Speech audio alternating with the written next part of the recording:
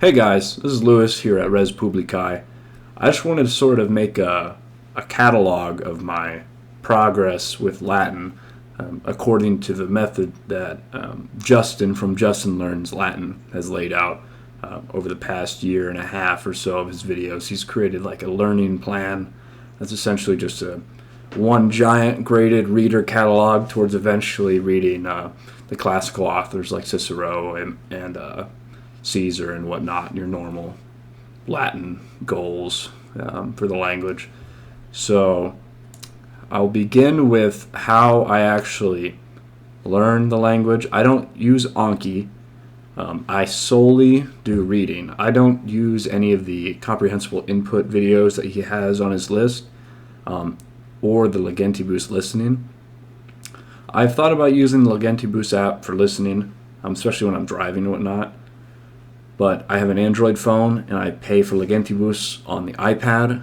And apparently there's an issue, or I don't know if it's an issue, but there's a system where if you pay for it on one system, you don't have the premium version on the other system. So I pay for it on iPad or on Apple, but I don't have it on Android. So I don't do any listening. I could if I wanted to, but it's not something I'm very interested in. My goal is to read. I'm much more interested in the reading aspect of it and understanding that sort of way. So it's just not something I practice. So to begin, of course, everybody starts with Familia Romana normally. At least most of the people on the comprehensible input side of the topic, or of language learning. I actually bought the book probably 4 years ago, 2020, and didn't do it right. I sort of started and stopped multiple times. I was in college and I'd just finished high school, so I kept getting distracted by other things. I'm sure you could if you wanted to. I was just being lazy. But since probably December or so, I've since gone and I'd gotten through with the start and stop method through like the first 29, 30 chapters of Familia Romana. But in December and November, I think I'd finished the book. So I actually did Familia Romana first, and I didn't do any of the other things he assigns alongside it. But after I finished that, I then went into Colloquia Personarum. I kind of struggle with Personorum. It was a pretty good text. It wasn't too difficult. The only thing that's weird is like going from the Familia Romana sort of story into the Colloquia Personarum sort of thing. Of course, I think they're both by Urberg, so it's not that big of a jump, but it was just felt weird to me to have different content in Latin. And by that point, I'd only had 30,000 words in Latin. So another 12 was like actually a major increase in the amount I'd read and of my exposure to the language. So after I'd finished Colloquia Personarum, I went on to Fabellae Latinae. It's like these fables, they're pretty good. So you only do the first 25. So it's basically like every few chapters of Familia Romana, there's some Fabellae Latinae chapters as well, or not even chapters, like little short paragraphs that you read alongside it. And of course, I'd read Familia Romana already, so the first like 3/4 of them, just like super easy. And then once I got to like 30 in the 30s or 35, honestly, it's not that bad, even 35. Of course, it wasn't as comprehensible to me as like 20, but there was one story around 25 that I actually did have some difficulty with. I had to read it a few times. It's like a couple of slaves go to the bar, and then it's not a joke. They see another slave getting beat up. I had to read that a few times to actually understand what it was saying. But that's all right under the method that is being used. Like, as long as you're understanding some of it, you're still improving your ability with the language. That's the real important part, is that you're getting exposure. So however you do that is going to be beneficial.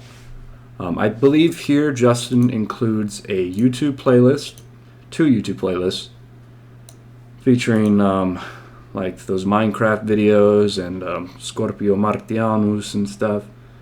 I said I'm not interested in that, so I didn't do it. If you'd like it, I would do it. Now, also alongside Familia Romana, I recommend actually using the there's like a you can find it online in a PDF. There's sort of like a teacher's guide.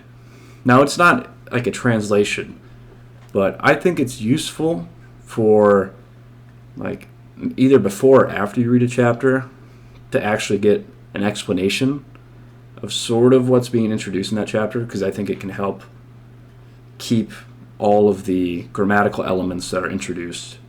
I think it can help keep them separate.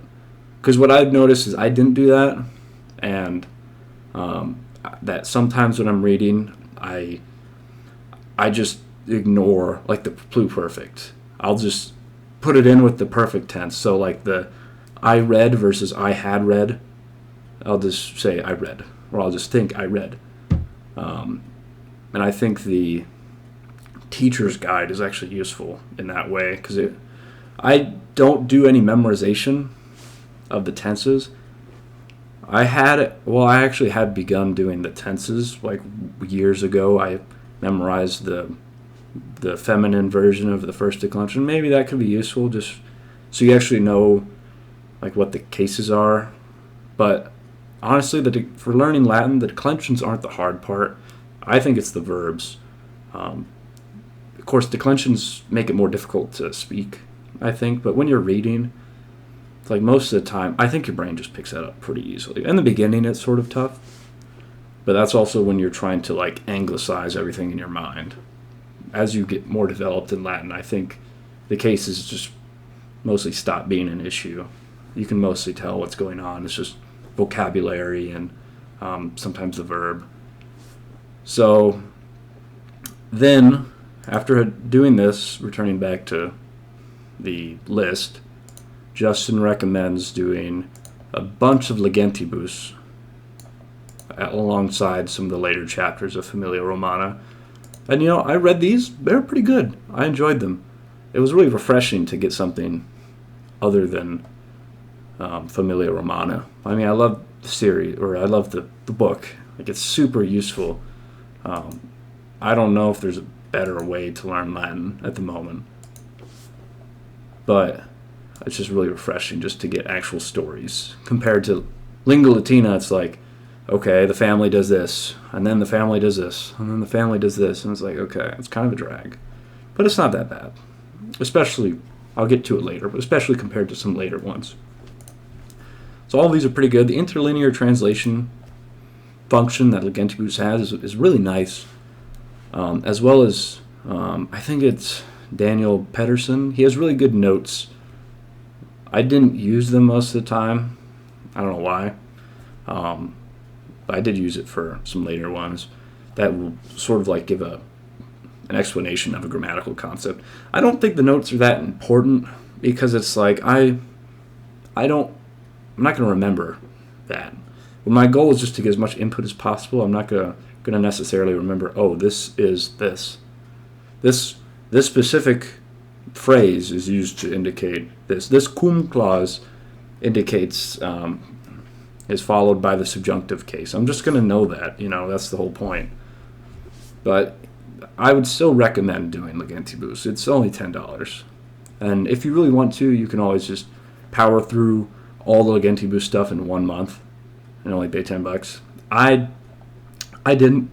I'm still doing some of the later. Well, I still need to do some of the later ones, actually. But yeah, I finished all of these. None of these were particularly difficult. Although there was one that was it wasn't challenging, but it was a little more fuzzy for me. It was one about Hannibal. I don't think it was Hannibal and Eumenes, but it could have been. It was one of the free ones, but yeah. So then you're supposed to read chapter 27. That might be about I think that's the one where Julius goes to the farmer and asks his debt to be solved, and he's like, my wife, she's sick. I have 10 children, and she's pregnant. And he's like, oh, okay, my bad, bro. Not a bad chapter. It is. I do think it's interesting how the word for like to pay is to untie. I think that's an interesting idea. That's one of the things I like about languages.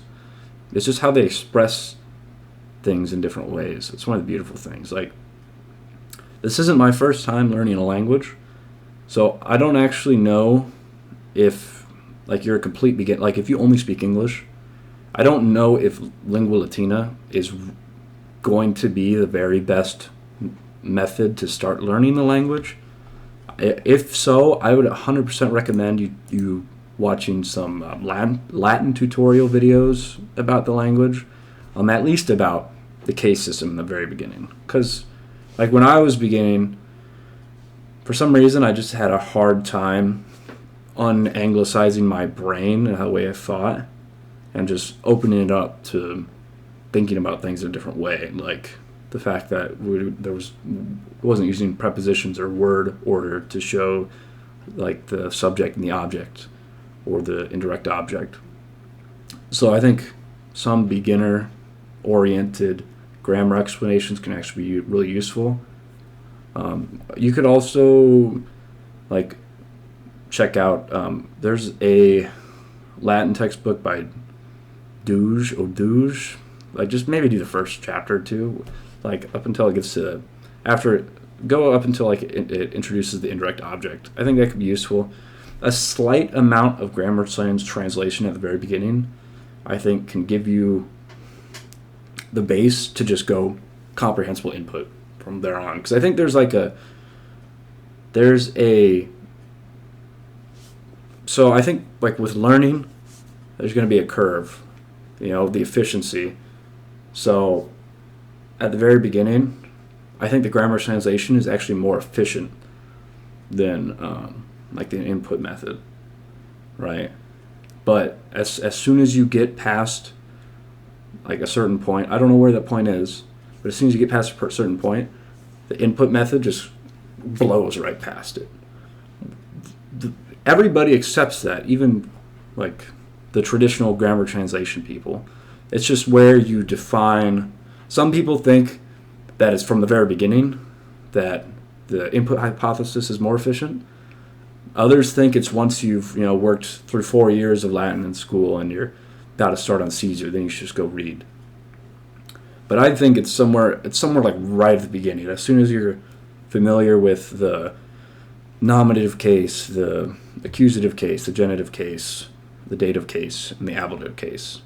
Like, that's honestly maybe like a week or two's worth of work. I don't think that's that bad. Roma in Italia Est is good. It's good. It works. It works for what it's trying to do. But I think once you get into like the first 1 through 5 chapters, it's like kind of messing with your brain a little bit, especially as a monolingual English speaker.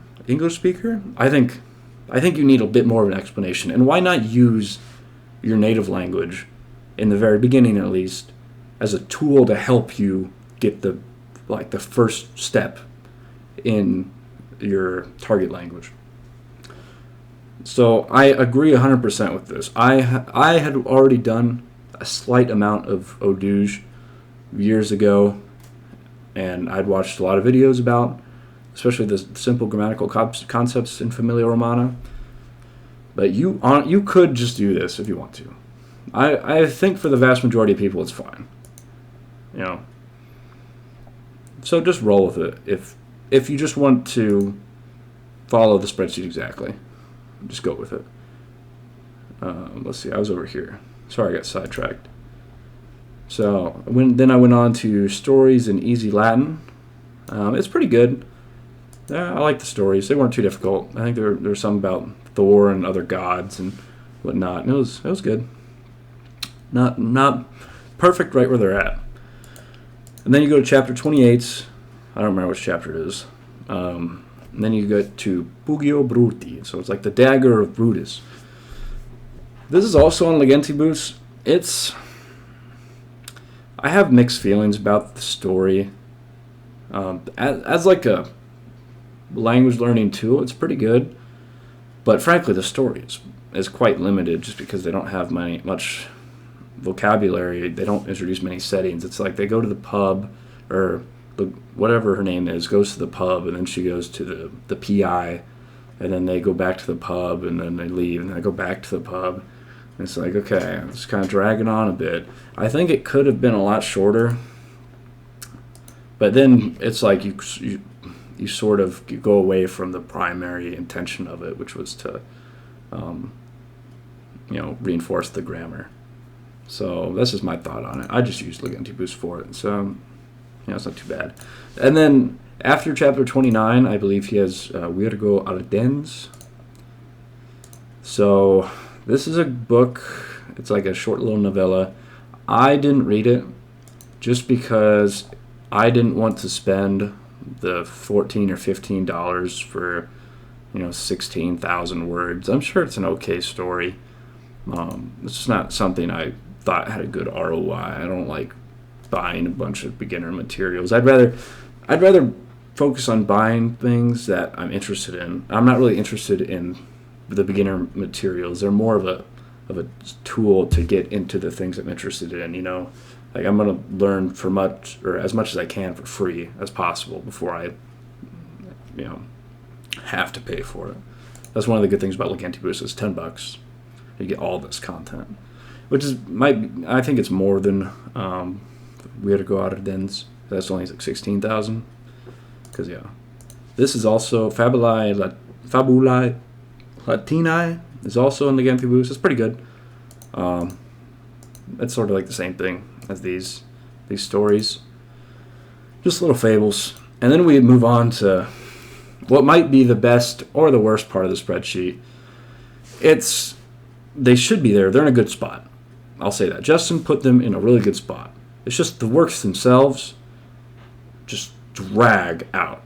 It is hard because it's like the same goes for it's almost the same for Cornelia, New Latin Primer, and Corolus et Maria, because they're all like the kids. They're doing this thing, they're being kids. They're going to school, and then it's like the kids play war or something like that. It's like the same story 3 times in a row.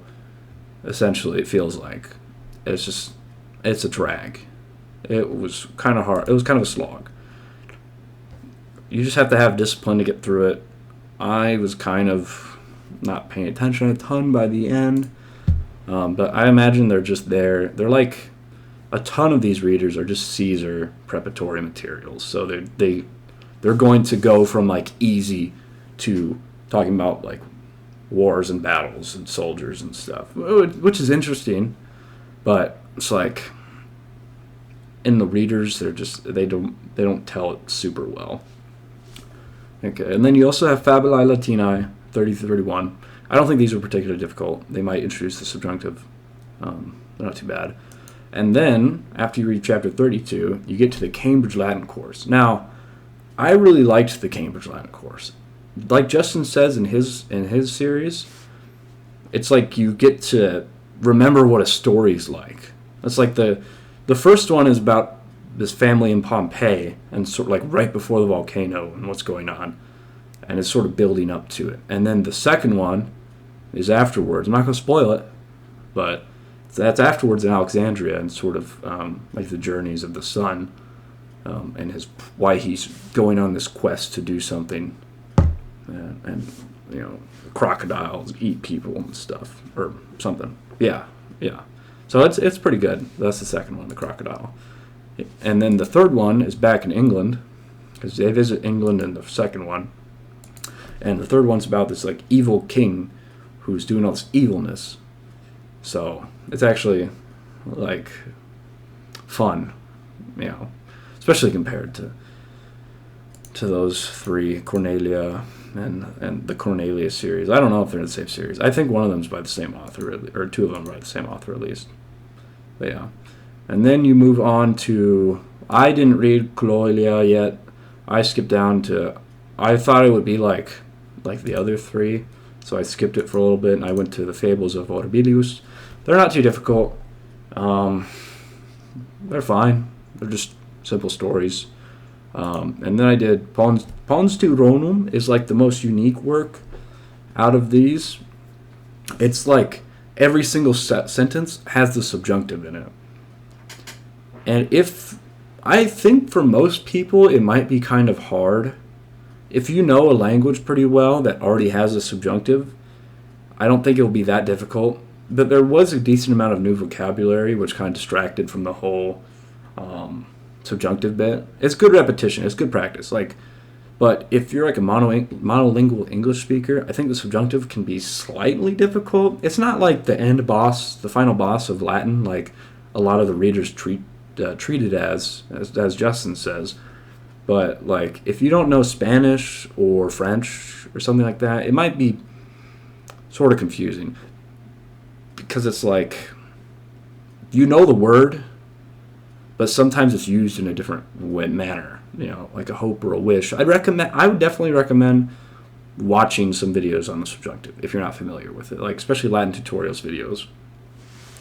Because it's like, this concept in English is almost completely absent other than in certain phrases, like when you say, it's important that you are here versus it's important that you be here, because you're expressing not an imperative, but distinct. You're expressing a different idea with the two. That's sort of what the subjunctive does. And when you realize that, you're like, oh, it's not actually very hard. But in the moment, it can get kind of like overwhelming. Like, what is all going on? The subjunctive has been used in the last 3 sentences, and we're in a clause, and it's kind of confusing. But Pons Turonum, I wouldn't be afraid of it. There's a glossary in the back, which I did use some, just because I was like, some of the words were new to me. I don't usually look up words too much, but I think in that case, when the focus for the book for me was on the subjunctive, I wanted to just try to understand, well, not necessarily understand, but get the sentences as much as I could. So like looking up individual vocabulary wasn't a big deal to me. So after I read Pons Turonum, I went on to Julia. Julia was actually really good. I enjoyed Julia. It was so refreshing compared to the the Dry 3. It was like this girl. It was kind of weird though. It was like the first chapter, this girl's chilling in England, and then she gets abducted by pirates, and then like 2 seconds later she gets saved, and then the rest of the book is just a teacher telling stories to Julia, like fables. It's like, okay, they were good fables though, so I'm not complaining. I liked them. Now I don't have much to say about the Familia Romana chapters, but chapter 35 is, I think that's the one where it's like the grammatical stuff. Might be able to ignore that. But yeah, I also forgot to mention that I didn't do any of the exercises for Familia Romana. He put Family Romana. That's funny. That happens. Autocorrect. But I didn't do any of the exercises. Frankly, because it just wasn't interesting to me. And I didn't even realize that, like, Justin agrees with me, because he's just focused on the input part. I was just lazy, and I didn't like it. And I'm not going to do things I don't like for 35 chapters, when I can just reread it.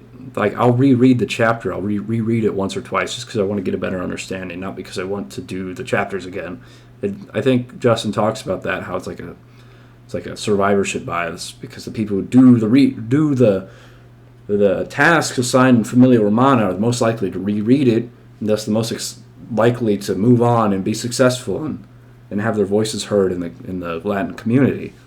So I think he also references a video by Found in Antiquity about it, where it's like it's just there to preserve its status among learners' textbooks. But yeah, I will move on to the last little bit. Fabulae Latinae wasn't bad. Not too hard. It's just whatever,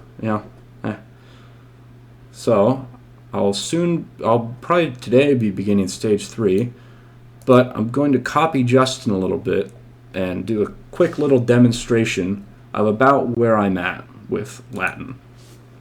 So I did click on, I'm not going to do one I already read earlier, because I just wanted to feel where I was. So I'm going to do a little sentence or two from Livy, Caesar, and Medieval. I'm not going to do the same. I haven't seen these before, so you can see I did book 3 before. So, what is this? Livy. So I've already read through book 10. So I'm going to go with book 28. And I'll read it out loud. Cum transitu Hasdrubalis quantum in Italiam declinaurunt pelitantum lutae Hispaniae viderentur renatum ibi subitu par priori bellum est. That's a very long sentence. So I think it's when Hasdrubal crossed, can't remember what quantum means, finally maybe, into Italy, declaring war, finally, Luetae Hispaniae viderentur, was seen in Hispania. So I don't know exactly what that's saying, but I got like 50% of it. I don't know what the verb means, but I think it's declinaverat, declared. I can't remember what quantum means. Finally, maybe. Renatum ibi subito par priori bellum est. I don't know what renatum means there. Suddenly, par priori bellum est. It is the first part of the war. Hispanias ea tempestate sic habebant Romani poenique Hasdrubal Gisgonis filius ad oceanum benitus cadesque concesserat. The Spaniards had the storm, so had Poenique. I think that's a guy.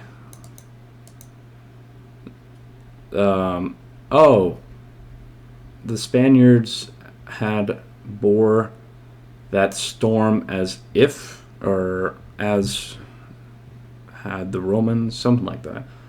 Hasdrubal Gisgonis filius ad oceanum benitus cadesque concesserat.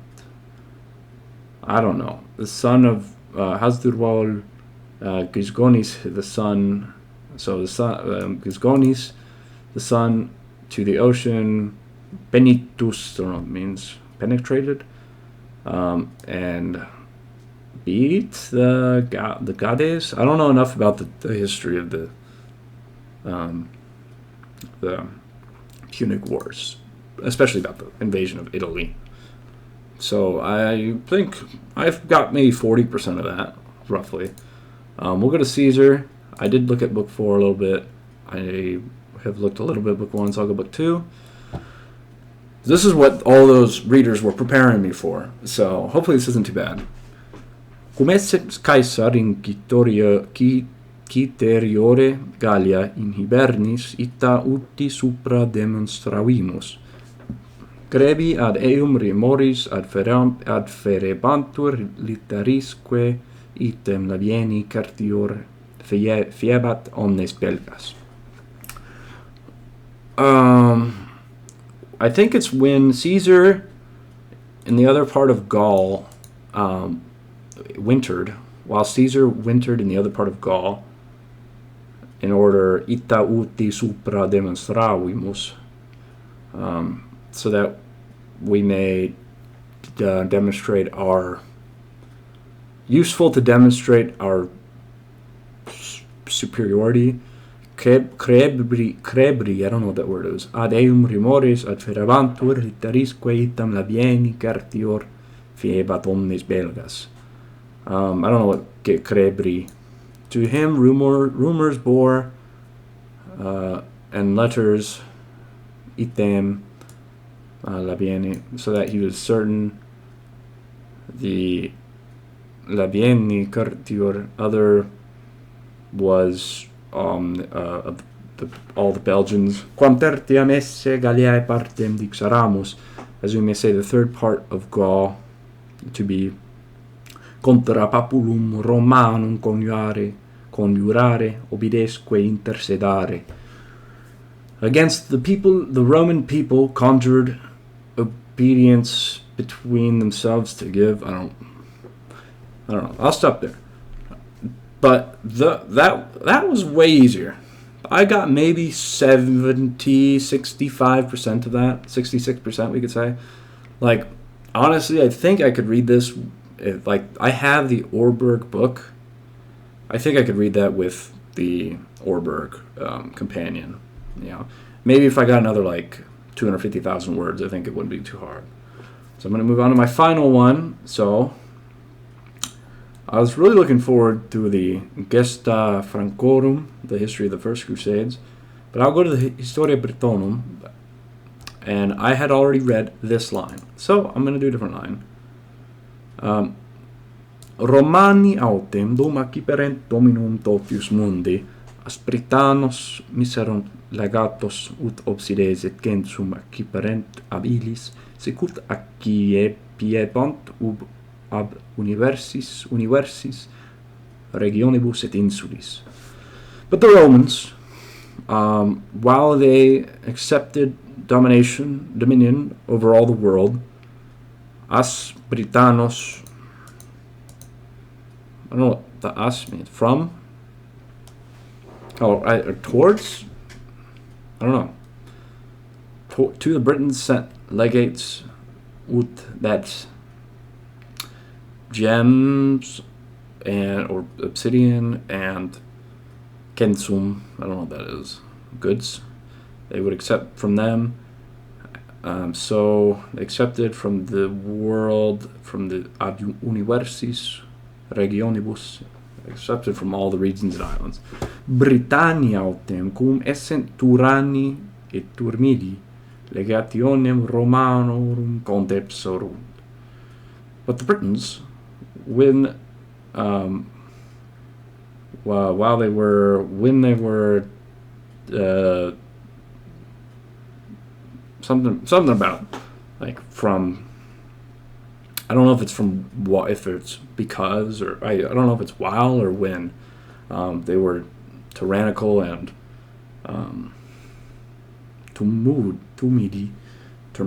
tumultuous. I don't know.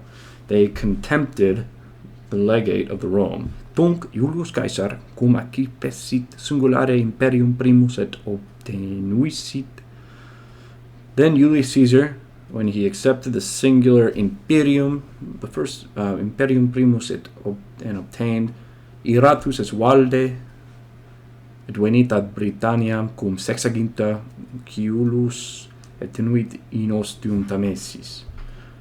Okay, I'm not reading the rest of this.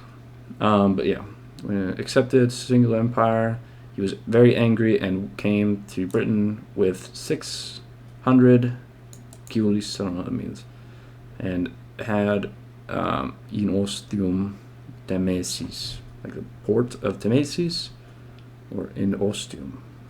I don't know. But yeah, I think that's where I'll call it today. I guess that last one I probably understood 70%. So I think that was easier than Caesar. But it is also medieval Latin, which has a reputation of being easier.